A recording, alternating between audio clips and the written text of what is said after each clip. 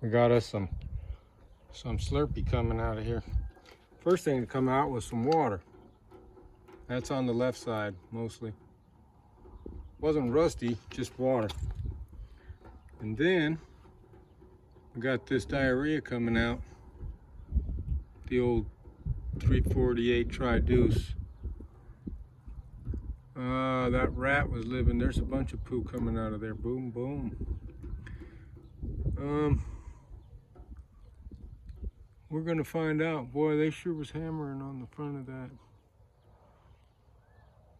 But got the old mechanical plugs in there. I don't see where the heads were dripping on the sides or nothing. They look pretty good.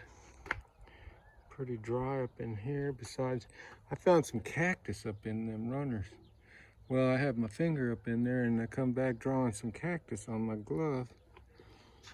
But that old rat, the only shiny spot is where the old rat had his nest above there.